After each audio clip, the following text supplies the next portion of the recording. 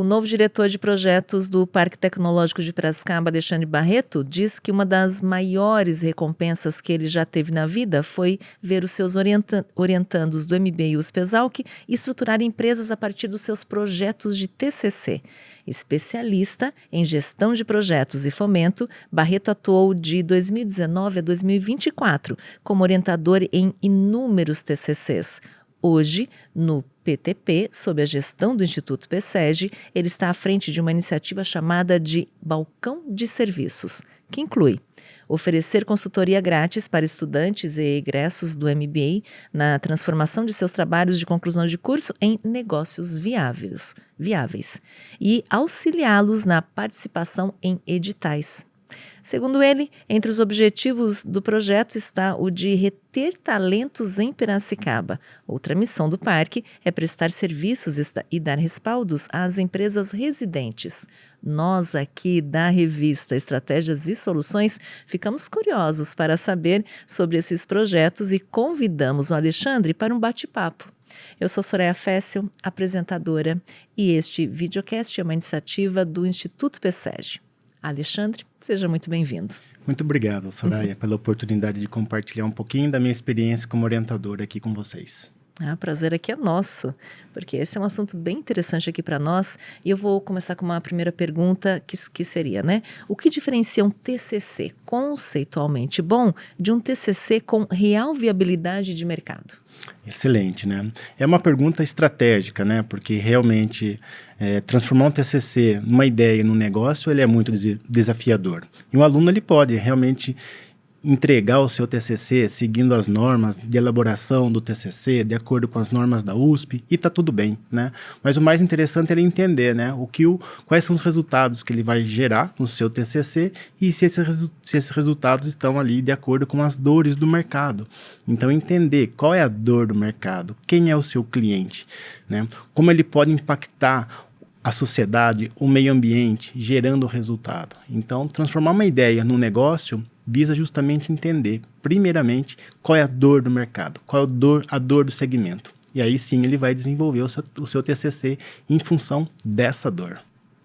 Tem uma outra questão aqui quais são os erros mais comuns na tentativa de transformar um projeto acadêmico em empresa e que gargalos costumam surgir nesse processo? Excelente pergunta, Eu acho que o principal erro realmente é você começar pela solução, Aquela forma arbitrária de falar, eu acho que alguém vai comprar isso, e não olhar para a dor. Então é a dor que norteia o desenvolvimento do TCC. A setinha da inovação atualmente é dessa forma. É o mercado, é o cliente que norteia a inovação, seja na academia, seja nas empresas. Então, ter esse entendimento, E entender realmente a dor e validar esses resultados, Você ter essa validação dessa solução com um grupo de pequenos consumidores inicialmente, vai validar esse resultado para você conseguir escalar, que essa é a dificuldade do empreendedor. Como escalar a sua solução? Ele precisa validar essa ideia. Uhum. E quando que você acha que é o momento, do estudante começar aqui a pensar em viabilidade econômica do TCC? Desde o início, com certeza desde o início, Você pensar realmente em como você pode gerar nota fiscal para a sua futura empresa, Porque o empreendedorismo, ele bate nessa tecla crucial, A gente precisa gerar nota fiscal. Senão a sua ideia, a sua vontade vira um hobby. E tá tudo bem, Agora, empreender não é fácil, Para empreender, você precisa ter uma análise do mercado, você precisa realmente ter essa validação com os clientes, e entender como que você vai escalar a sua solução. Então, não é fácil, mas também não é difícil porque você precisa entender o mercado. Uhum. Você acha que vale a pena adaptar o projeto aqui ao longo do curso, com foco aí na futura abertura de uma empresa?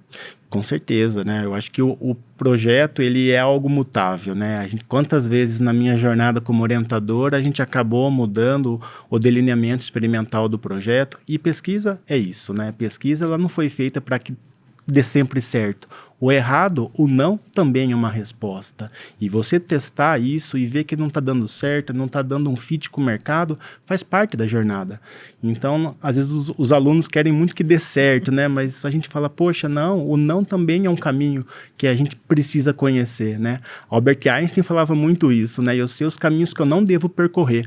E aqueles que eu não devo percorrer, abro portas para aqueles caminhos a serem trilhados, né? Dessa forma, né? E a pesquisa é muito isso. Você acha que o planejamento ele é suficiente para ganhar tração ou é preciso algo a mais? Ele é fundamental, né? Mas eu acho que existem outros fatores aí que norteiam o sucesso de uma empresa, o sucesso de uma solução, né? O empreendedor, ele precisa, né? Ele precisa entender que não só a solução que ele vai colocar inicialmente no mercado, ela vai ser eterna. Plano de negócios é algo mutável. Então, de novo, né, a solução, uma vez colocada no mercado, ela precisa ter uma validação, ela precisa, às vezes, ser remodelada, né? E é esse o grande benefício das startups. As startups conseguem testar as hipóteses e entender o mercado e errar e se adaptar da melhor forma possível. Então, planejamento, com certeza, é uma etapa essencial de qualquer tipo de gestão de projetos, né? Como planejar, como executar, como monitorar, são os pilares aí de qualquer tipo de gerenciamento de projetos, mas ele depende muito, né, do mercado, depende dos fatores internos da empresa, fatores externos.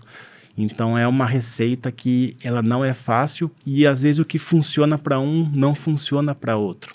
Então o legal e a motivação do empreendedorismo é isso, né? Você às vezes monta uma empresa de uma forma e planeja e acontece tudo certinho. Outros não. Então depende do mercado, depende da volatilidade do setor. Então isso que é o desafio do empreendedor. E ele nunca vai resolver tudo isso tendo essa forma cartesiana de pensar, né? Existe um livro que fala, eu trabalho com inovação e eu adoro pensar de uma forma cartesiana. Opa, eu trabalho de uma forma cartesiana e eu preciso ter inovação também. Então, esse mix entre inovar e ser cartesiano, ele é fundamental para o empreendedor ter sucesso. Que estrutura mínima você recomenda? Então, por exemplo, nós temos aqui MVP, análise de mercado, plano financeiro, roadmap. De novo, né? Eu acho que para cada empresa, para cada segmento, existe um modelo a ser seguido, né? Hoje existem muitos frameworks aí que você fala assim, poxa, tem que seguir dessa forma. Existem muitas metodologias e eu acho que o grande benefício assim, de você ser um empreendedor é você testar suas metodologias, testar os seus frameworks, de criar novas metodologias, né? Porque, de novo, o que funciona para um não funciona para outro e você ter essa inspiração em desenvolver essas novas ações dentro da sua empresa e entender realmente, né, qual que é a experiência do usuário, né? Eu acho que isso é o grande ponto, né? Hoje em dia, você desenvolver uma solução e depois compartilhar, né, a avaliação da experiência que o seu usuário teve, né, com o seu time, isso é fundamental. Porque, de novo, a inovação vem do cliente para dentro da empresa e a avaliação da experiência do usuário é muito importante. Então, às vezes, o que foi planejado num determinado framework, ele não está entregando a experiência que o consumidor realmente gostaria de saborear, né, consumindo a sua solução. Ótimo. E como a metodologia de gestão de projetos, ela pode aumentar aí as chances de sucesso de um negócio nascido de TCC? Ah, com certeza. Acho que aí é a seara que a gente sempre trabalhou, né? Porque, de novo, né, nos MBAs USP-ESAL, que a gente tem lá na etapa do projeto um ponto muito crítico que é qual a pergunta que eu quero responder com o meu TCC? Então, quando eu chegava ali, os meus orientandos, né, com aquelas ideias mirabolantes, né, com aquela pizza de 14 pedaços, a gente precisava pegar um pedacinho e falar, poxa, qual é a pergunta a ser respondida no TCC? Então, eu sempre norteava o objetivo do projeto respondendo essa pergunta. E eu passava para os alunos, né? A resposta dessa pergunta vai ser a conclusão do seu TCC. Então, é aí que a gente conseguia moldar o melhor método ou a melhor metodologia em função dessa pergunta. E no mundo, né, no dia a dia nosso, né, como empreendedor, nós temos várias perguntas que devem ser respondidas num dia ou numa jornada. Mas no TCC, Aí sim, eu sempre gostei de pensar dessa forma cartesiana. Respondendo uma pergunta, a resposta dessa pergunta ia ser conclusão no meu TCC, e aí sim, para montar o delineamento experimental, a gente desenhava metodologias, escolhia as metodologias ágeis, híbridas, as tradicionais, todas elas funcionam. A gente precisa entender para qual TCC as metodologias funcionam melhor. Então, de novo, era muito legal por causa desse desafio de cada TCC é um TCC único. E como é que a gente pode equilibrar aí a inovação e viabilidade econômica logo no início dessa jornada empreendedora?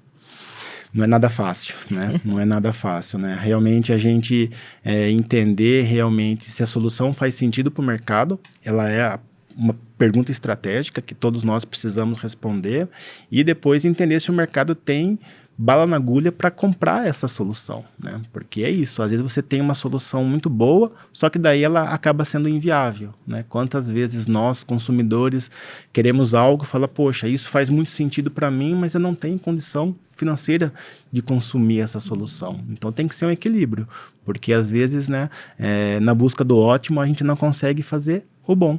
Então a gente precisa, né, esse bom, entregar a solução, gerar impacto, né, com essa solução e, acima de tudo, ser viável.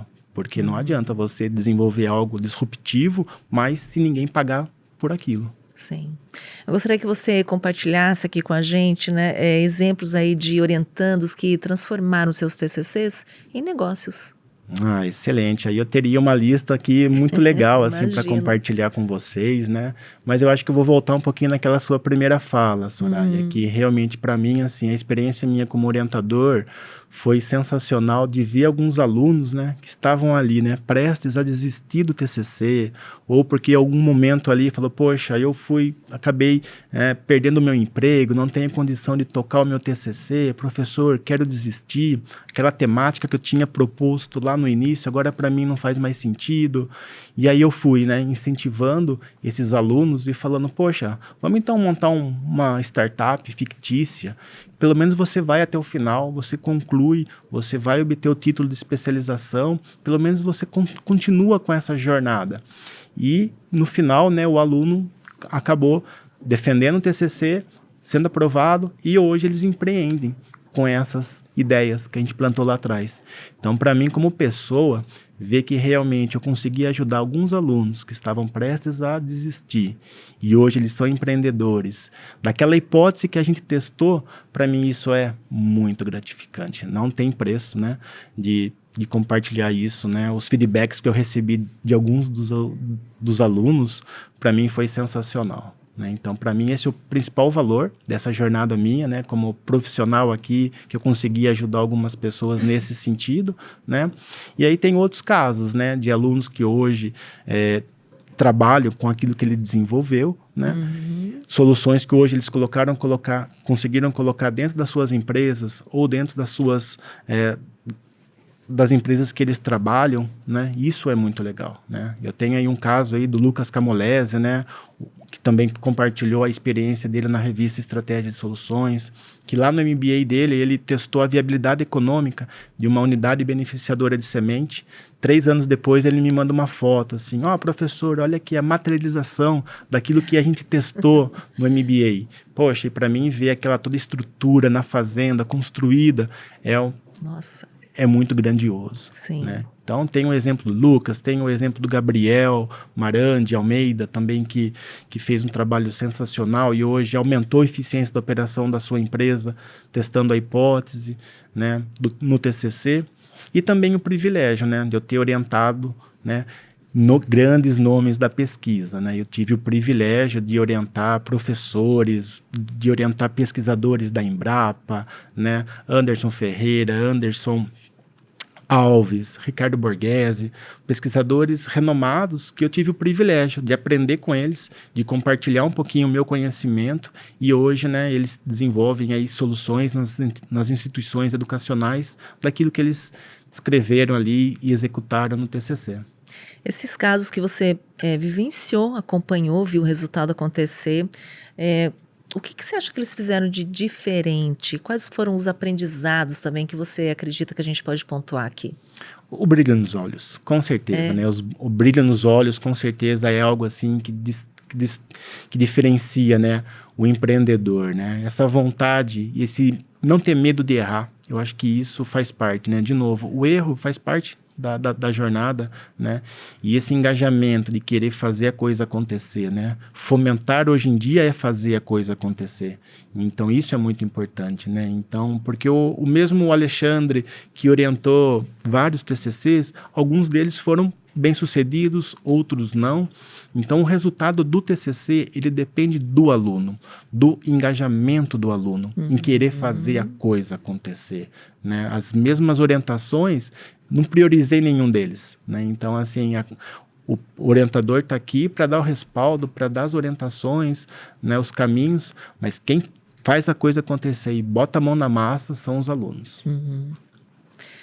Se você tivesse que resumir aqui em 3 pilares, né, a transformação de um TCC em negócio de sucesso, quais seriam eles? Com certeza. Eu acho que primeiro é resolver um problema, né? Eu acho que isso é o fundamental. O TCC resolveu esse problema, né? O método e planejamento faz parte. Então, você entender qual é a dor do mercado, qual é a sua persona, método, planejamento, né? E o terceiro, né, você realmente ter essa mentalidade empreendedora, né? Você ter esse sangue nos olhos, ter resiliência que a gente ouve tanto aí, né? Que o empreendedor ele precisa ter isso. Então são 3 pilares essenciais, né? Entender a dor do cliente, ter metodologia e ter uma mente empreendedora. Tem um outro ponto aqui que eu gostaria de abordar com você, que seria qual é o papel central do Parque Tecnológico de Piracicaba e como funciona essa missão de dar respaldo às empresas residentes. É isso aí, Soraya. Acho que o Parque Tecnológico tem esse DNA, né? Ele precisa entregar muitas soluções para quem está ali dentro, né? Então, assim, o Parque Tecnológico ele não pode ser um condomínio empresarial. O Parque Tecnológico ele precisa ter realmente esse core business e fazer conexão. Então, assim, as empresas precisam conhecer quem está ali dentro, gerar negócio. Hoje mesmo, né, a gente estava ali conversando, a gente vai promover um evento de cada empresa fazer um pitch e entender o que ela pode entregar uma para outra, e aí já acontece negócios. Então, o Parque Tecnológico tem essa missão, né? Tem essa missão de ser uma interface para empresas, ter uma interface com o mercado, com a academia, e é esse o propósito nosso da nova gestão do Parque Tecnológico. Queria que a gente abordasse um pouquinho sobre startup, né? Ou seja, qual a diferença da ajuda que se dá a uma startup, que tipo de apoio faz mais diferença, né, no início da jornada empreendedora? A startup, ela precisa, acima de tudo, ela precisa de mentoria, né? Ela precisa entender realmente quais são os caminhos que ela deve trilhar, né? Os órgãos de fomento hoje são realmente uma excelente oportunidade para você captar recursos financeiros, né? Então, hoje, né, a maioria dos órgãos de fomento, eles utilizam muito a escala TRL, que é uma escala internacional, que basicamente vai de 1 a 9. Então, 1 é aquela ideia que eu tenho na cabeça e 9 realmente é o go-to-market, aquela solução pronta para o mercado. Então, o empreendedor ele precisa entender onde está o seu projeto, onde está a sua solução. E aí ele vai trilhar, hoje eu estou aqui no 2, no 3, o que eu preciso de recursos para avançar e chegar até o mercado? E às vezes não é só dinheiro, né? O dinheiro, com certeza, né, ele faz muito bem para o empreendedor bem organizado, mas às vezes ele precisa de uma boa conexão, de uma boa parceria, de uma boa mentoria jurídica, de projetos, né? Um coach que vai desenvolver habilidades, soft skills desses empreendedores. Então, é ter essa disciplina de entender onde eu estou e quanto que eu preciso, seja de material, de recurso, para avançar nessa escala TRL. Eu trabalho com projetos já faz 16 anos e esse é o melhor racional. Porque às vezes você coloca um dinheiro na mão do empreendedor e ele acaba ali patinando naquela escala e não avança, por não ter metas e indicadores de curto, médio e longo prazo para poder chegar no mercado com a sua solução robusta e validada. Agora, eu gostaria também que você explicasse um pouco para nós como surgiu a ideia do balcão balcão de serviços, porque ele envolve estudantes, egressos de MBA. Então, na prática, como que ele vai funcionar, né? Seria como uma consultoria gratuita? Acho que esse é o grande desafio, né, da nova gestão do Parque Tecnológico, né, o nosso diretor-presidente, Pedro Chamochumbi, o nosso diretor jurídico, né, o Dirceu Giglio, e eu ali ocupando a cadeira de diretor de projetos, né, a gente quer realmente ter essa vitrine, né, ter essa abertura de conexão. Então, inicialmente, nós temos aí a abertura e essa conexão com as empresas residentes. Já estamos fazendo um excelente trabalho com as entidades educacionais que estão aqui localizadas no perímetro do Parque Tecnológico. Acabamos de submeter um projeto aí envolvendo 6 entidades educacionais para a FAPESP, né, envolvendo Instituto Federal, FATEC, Exalc, Unicamp, FUMEP, PSEG. Então, isso é integrar, né, derrubar cercas que existem aqui dentro do perímetro do Parque Tecnológico e conectar os alunos, né, com o parque, conectar o parque com as empresas, trazer desafios, né, empresariais, que é o que hoje faz sentido para as empresas, né? Que a gente sabe que diploma ele é legal, ele é importante, mas hoje o profissional ele é contratado em função daquilo que ele entrega, né? Então, se entregou, o RH gosta. Se não entregou e tem um belo currículo, então o Parque Tecnológico tem esse desafio, né, de capacitar cada vez mais esses estudantes com desafios empresariais. Então, nós temos um programa dentro do escopo do balcão de serviços, que é entender o que a empresa precisa e o que a academia pode oferecer, seja de ementa educacional, seja entregando jovens talentos para essas empresas, e assim essa roda gira, né? Então, o balcão de serviços, ele funciona como uma interface, que vai entender o que a empresa precisa e o que a academia pode entregar nessa conexão tão interessante, que é o que faz a roda girar no mercado. É uma consultoria gratuita? É uma consultoria gratuita, a gente já está fazendo essa dinâmica com as empresas residentes. A ideia nossa, a gente já estamos recebendo também pessoas, né, CPFs daqui da nossa cidade, que batem na nossa porta ali, poxa, queria algum tipo de orientação. Então, o balcão de serviço tem muito isso. A ideia é expandir isso para evento e entender realmente, né, como que o empreendedor pode fomentar. Porque, de novo, né, o fomento hoje ele não fica só na alçada de editais. Existem diversas formas de você fomentar o seu negócio. E a mentoria, ele é o carro-chefe. O conhecimento de entender com quem eu posso contar no momento da dor do meu projeto. É com edital, é com leis de incentivo, né? Existe a lei do bem, a lei da informática, existem aí as grandes empresas que podem trocar imposto de renda por apoiar startups. Tudo isso é informação. E tanto a empresa quanto os empreendedores precisam dessa informação. E o balcão de serviços tem essa principal ação de gerar informação. E como é que essa iniciativa contribui para poder reter os talentos aqui na cidade? Esse é o grande desafio, né? Porque Piracicaba é um celeiro de talentos, né? Nós somos muito privilegiados, né? Pela história de Luiz de Queiroz, né? Então, Piracicaba hoje tem aí o ranking de uma das maiores cidades aí com número de startups. Então, a massa cinzenta, né? Os talentos produzidos aqui é gigante, né? Só que, né, eu quando eu era jovem, a minha mãe falava, poxa, Piracicaba, fim de linha, né? Aquela coisa que Piracicaba e o interior, e isso mudou, né? Hoje as pessoas de São Paulo vêm para Piracicaba hoje está aqui, né?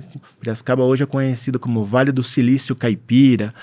Então, a gente precisa realmente reter esses talentos. E esses talentos, eles vão ficar aqui a hora que eles entenderem que aqui sim faz muito sentido, né? Aqui sim tem empresas que vão valorizar os seus conhecimentos e as suas entregas.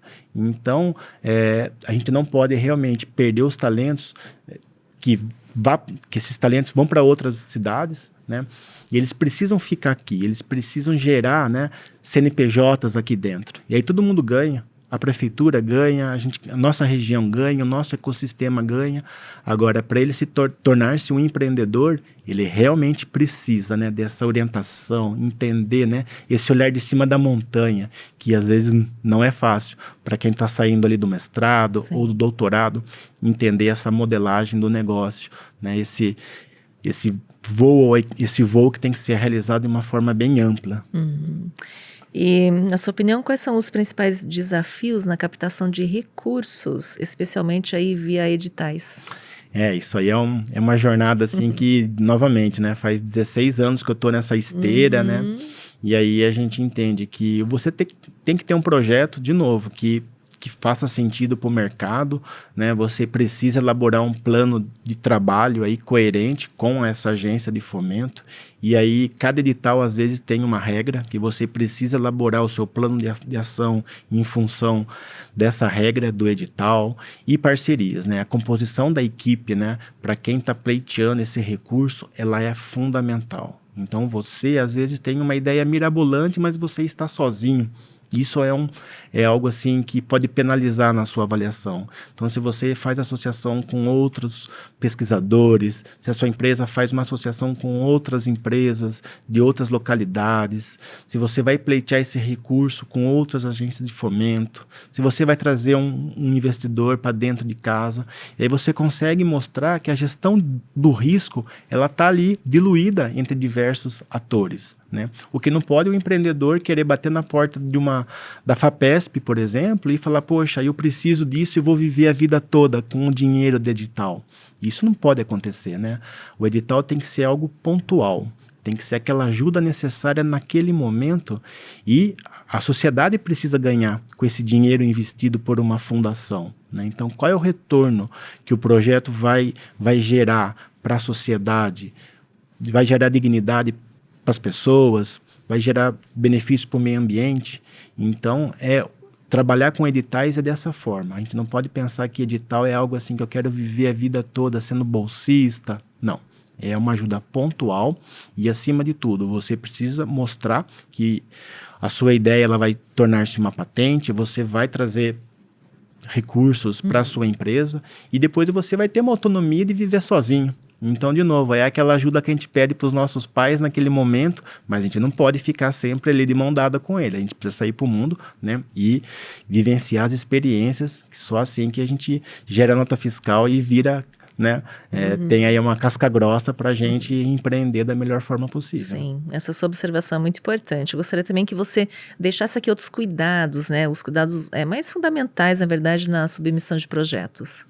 Então, acho que você ter um projeto, saber elaborar de uma forma coerente, né, o começo, meio e fim desse projeto, e entender realmente as metas e indicadores.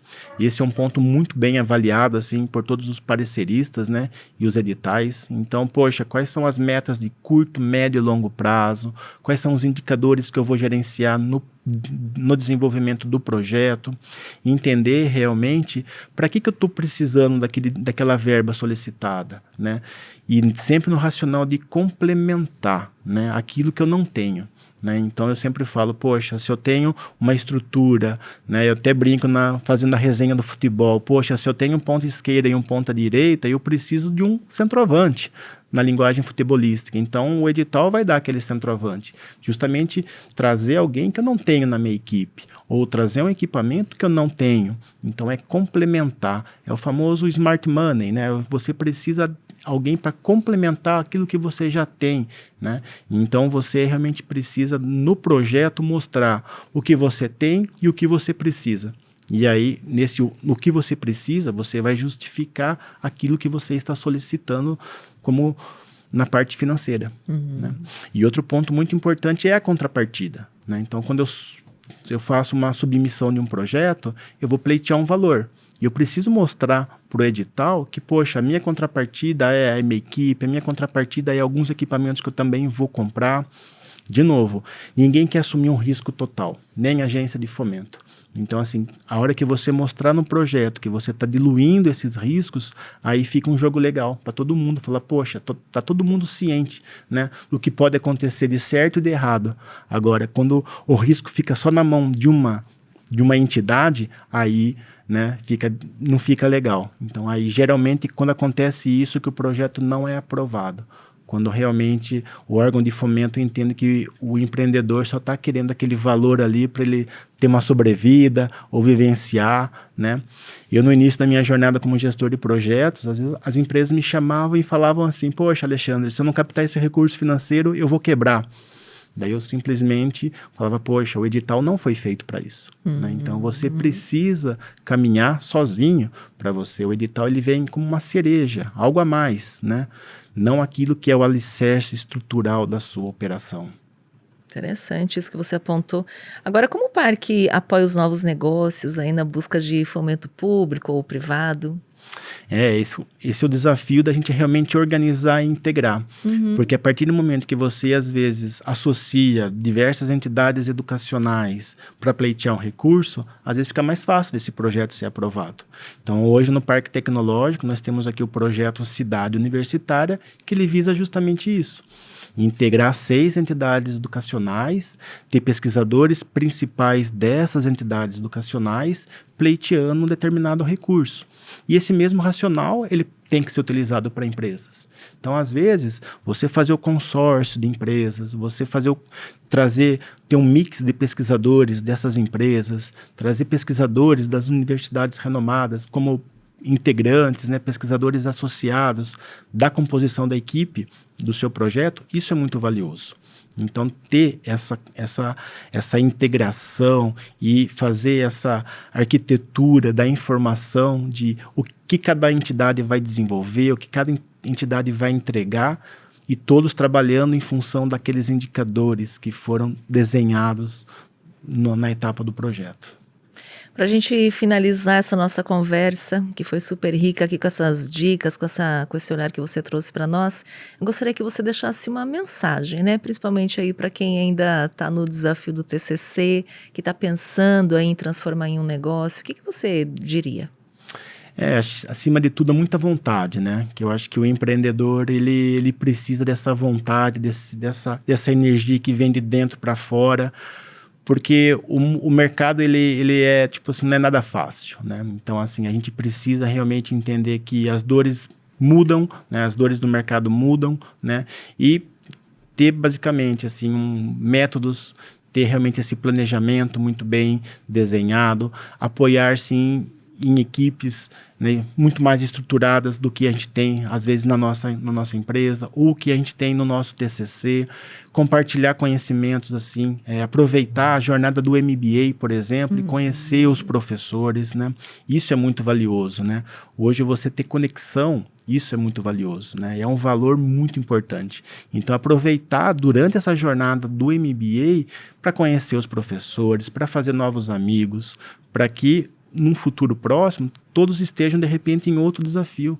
Então, fazer essa conexão, essa integração é muito importante, né? O MBA USP-Exalc, ele é muito valioso porque você tem profissionais aí de diversos setores, né? Empreendendo ou atuando em várias vertentes. Então, aproveitar ao máximo, né? Entrar no LinkedIn do professor, mandar mensagem, né? Você fazer essa conexão. Isso é muito valioso, né? E realmente aproveitar ao máximo, que é uma jornada linda, passa muito rápido e, de novo, né, as normas estão aí, né, mas a gente precisa fazer algo a mais do que as normas, e é aí que a gente consegue entregar resultado e impacto para o mercado. Muito bom. Quero agradecer aqui a sua participação, agradecer a sua presença, né, esse assunto rendeu. Isso aí, Soraya. Muito obrigado a você, a equipe da revista. E estamos totalmente à disposição e abertos lá no Parque Tecnológico para recebê-los sempre da melhor forma. Muito bem. Revista Estratégias e Soluções fica por aqui, mas a gente volta com mais temas interessantes como esse. Então, não perde, nos segue, compartilha, porque aqui tem o ouro em forma de conteúdo, tá bom? E eu te aguardo aí em breve.